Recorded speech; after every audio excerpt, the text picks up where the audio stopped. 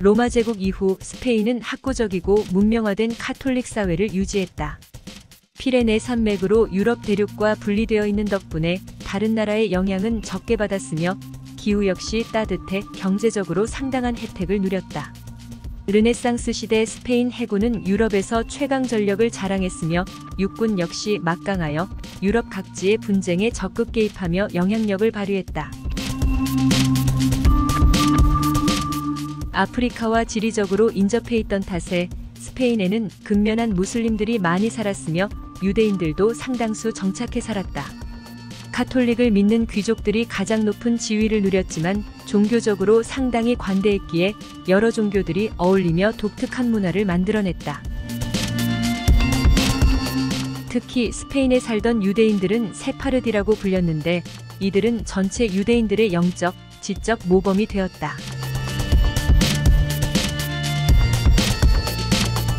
종교적으로 관대한 문화 속에서 유대인들도 많은 수가 카톨릭으로 개종했는데 이들 개종자들은 콩베르소라고 불렸다.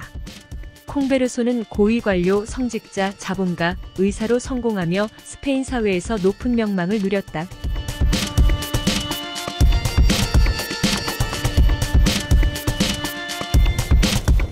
(1476년) 교황 식스토 4세는 스페인의 왕 페르난도 2세와 여왕 이사벨 1세에게 종교재판소를 독자적으로 설립하고 운영할 수 있는 권한을 준다. 초창기 종교재판소는 유명무실한 기관에 불과했다.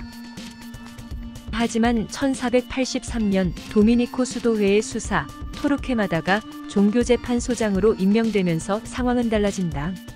토르케마다는 평화롭던 스페인에 콩베르소들이 반역을 모의한다는 온갖 가짜뉴스를 만들어 퍼뜨린다. 콩베르소들은 겉으로만 카톨릭으로 개종했을 뿐 여전히 히브리 신앙을 비밀스럽게 유지하면서 권력을 찬탈할 계획을 세우고 있다고 음해한다. 평화, 안정, 번영을 만끽하던 스페인 왕실은 편집증적 발작을 알 듯 순식간에 토르케마다의 꿰매 넘어간다. 왕과 여왕은 카톨릭 신앙에서 벗어난 행위나 관습을 엄단하라고 명령한다. 토르케마다는 자신의 권한을 대폭 확대하여 저인망식 사상 검증에 착수하였고 저항하는 사람은 누구든 잡아들였다. 본격적인 테러 정치의 문이 활짝 열린 것이다.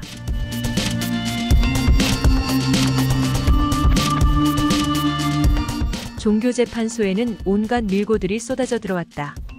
이단은 사실 어디든 갖다 붙일 수 있는 매우 편리한 혐의였다. 이단으로 고발되면 일단 납치하듯 잡아가 쥐가 우글거리는 독방에 가둔다. 그리고 이단 혐의에 대한 조사를 한다.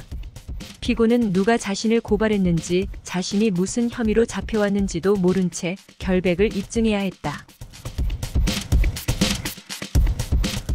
자신의 혐의를 스스로 풀지 않으면 곧바로 고문이 시작된다. 고문을 할 때는 종교재판관들과 재판소가 지정한 의사 1명, 공증인 1명이 배석했다. 형식적으로나마 고문이 공정하게 진행된 것처럼 보이기 위한 것이었다. 고문을 피할 수 있는 방법은 없었다. 13살 어린 소녀도 80대 할머니도 밧줄에 매달았다. 그래도 임산부에게는 약간의 호의를 베풀었다. 출산할 때까지는 감옥에 가둬놓기만 하였다. 물론 출산하고 나면 곧바로 고문실로 끌려갔다.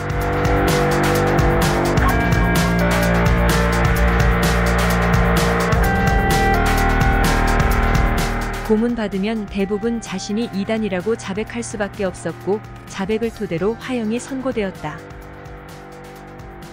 이단의 재산은 몰수하여 20%에서 50%는 익명의 고발자에게 주고 나머지는 교회와 군주가 나눠 가졌다.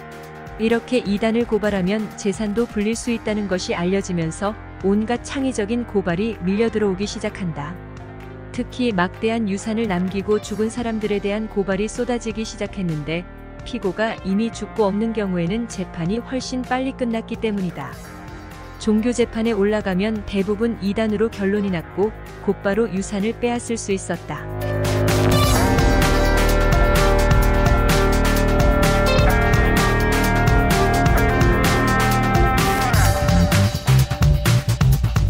종교재판소는 스페인 전역을 순회하면서 재판을 진행했다. 종교재판소가 들어왔다 나가면 도시는 한마디로 쑥대밭이 되었다. 실제로 종교재판소가 들어오지 못하도록 저항하는 도시도 있었지만 종교재판을 방해하는 자들은 모조리 이단으로 간주되었기에 별다른 힘을 발휘하지 못했다. 형식적인 재판에서 이단으로 선고받은 사람들은 어두운 지하 감옥에서 마지막 운명을 기다려야 했다. 재판이 모두 끝나면 종교재판소는 성대하고 요란스러운 피날레 의식을 펼쳤다. 이단들을 한자리에서 태워 죽이는 대규모 화형식이다. 이 화형식은 믿음의 행위, 오토다페라고 불렸다.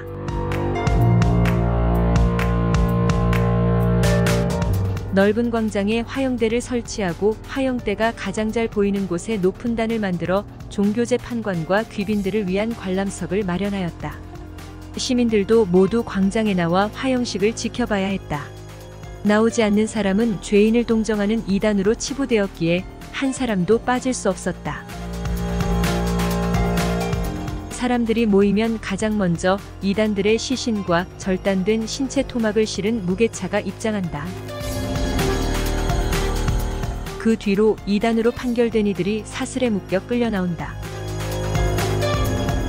말뚝에 이단들을 묶고 장작 더미 위에 시체 토막을 쏟아붓는다. 모든 준비가 끝나면 길고 복잡하고 정교한 미사를 거행한 다음 장작 더미에 불을 붙인다. 희생자들의 처절한 비명소리와 울부짖음이 도시 전체를 뒤덮는다.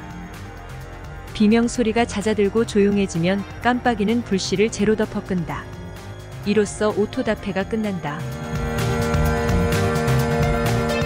자신의 이웃 또는 가족이 불길 속에서 몸부림치며 죽어가는 모습을 눈앞에서 보면 어떤 마음이 들까? 그들에 대해 일말의 연민이라도 보였다간 이단으로 몰려 자신도 죽을 수 있다. 모든 감정을 억누른 채 극심한 충격 속에서 집으로 돌아가 문을 잠근다. 이웃이나 친구들에게 혹시라도 부주의한 말을 한마디라도 한 적 없는지 돌아보며 공포에 떤다. 아이들 앞에서도 조심해야 한다. 부모가 불경한 말을 내뱉으면 곧바로 신고하라고 세뇌했기 때문이다. 종교재판에서 운 좋게 살아남았다고 해도 심리적 공포와 억압은 말 그대로 모든 이들의 목을 졸랐을 것이다. 하지만 종교재판관들에게 이 모든 일은 지루한 일상에 불과했다. 그들은 이러한 광경을 보며 하품을 하다가 스테이크를 먹으러 갔다. 종교재판이 본격적으로 시작된 1480년부터 300년 동안 4만 명이 화형에 처해졌고 40만 명이 중벌로 다스려졌다. 문명화된 사회에서 사라졌던 인간을 제물로 바치는 희생제의가 대대적으로 되살아난 것이다.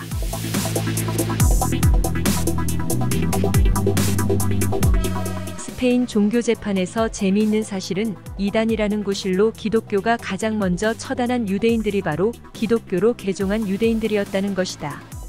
유대교 신앙을 그대로 유지했던 유대인들은 오히려 거의 피해를 입지 않았다. 토르케마다는 이단을 불사르는 와중에 유대인들을 아예 스페인에서 추방해야 한다고 주장한다. 유대인들의 재산을 몰수할 수 있다는 꼬임에 넘어가 페르난도와 이사벨은 인종청소에 동의하였고 결국 1492년 3월 30일 개종하지 않은 유대인들을 모조리 추방한다고 선포한다. 90일 뒤에도 스페인 땅에 남아있는 유대인은 몰살시키겠다고 공표했다.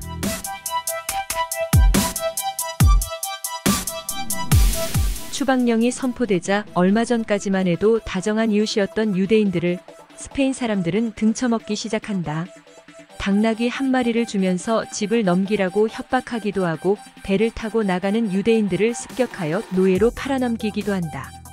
유대인들은 갈 곳도 없었다. 이탈리아와 포르투갈을 뺀 나머지 유럽 국가들은 유대인 난민을 받아주지 않았다.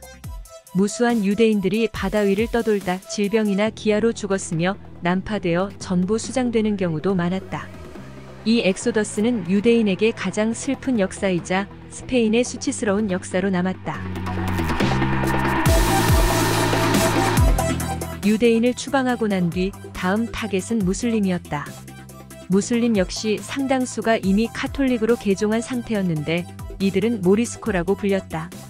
무슬림은 700년 이상 스페인을 통치했음에도 종교의 자유를 보장하며 기독교도들을 탄압하지 않았다. 그러한 역사를 일깨워주며 모리스코는 저항했지만 종교재판소는 막무가내로 모리스코를 잡아다 고문하고 불태워 죽였다. 결국 1502년 2월 12일 무슬림 추방령이 선포된다. 80일 이내에 스페인을 떠나지 않으면 모두 몰살시킨다는 포고령이었다. 스페인의 성직자 블레다는 이 포고령을 일컬어 스페인 역사에서 가장 은혜로운 사건이라고 찬양했다.